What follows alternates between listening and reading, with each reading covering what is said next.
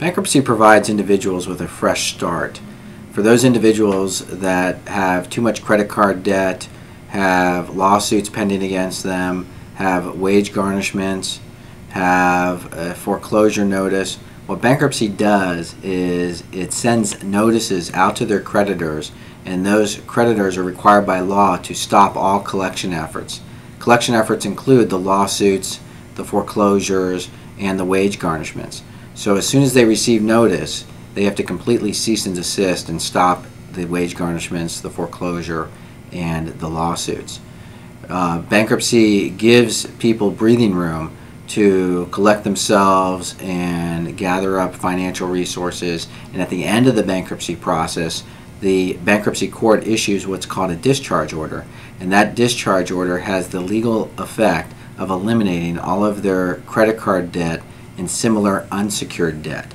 Unsecured debt are things like lines of credit, lawsuits, judgments, and the discharge order will eliminate all of that unsecured debt and give you a fresh start. When a person comes into our office, the first thing we do is we evaluate whether or not they're a good candidate for what's called a Chapter 7 bankruptcy. If they are a good candidate and they retain our office, then we give them a checklist of documents which sets forth things like tax returns, paycheck stubs, and collection letters that we ask them to gather up for us. Then we also give them an intake questionnaire, and that intake questionnaire also goes through their list of assets, their debts, their income, and their expenses to provide us with the necessary information to prepare their petition and the supporting schedules.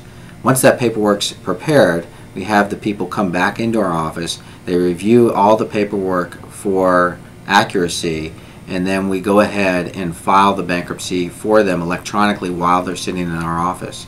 At that point, we will receive notice of an administrative hearing called a meeting of creditors, which will occur 30 days after the bankruptcy filing. The individual has to show up at the meeting of creditors with their Social Security card and their driver's license and be asked a series of 8 to 10 fairly simple questions by the bankruptcy trustee. The bankruptcy trustee is the individual that administers the bankruptcy on behalf of the Department of Justice. Those 8 to 10 questions include: did you read the paperwork before you signed it? Did you list all your assets? Did you list all your debts? Do you want to make any changes to the paperwork? Do you expect to inherit any money in the next 6 months? Do you expect to have any life insurance proceeds in the next 6 months? Once that examination is complete, at that point, the debtor has no real further obligations except to sit and wait for time to expire. Once 60 to 75 days passes from that administrative hearing, at that point the court will enter a discharge order legally eliminating all of your credit card debt and unsecured debt.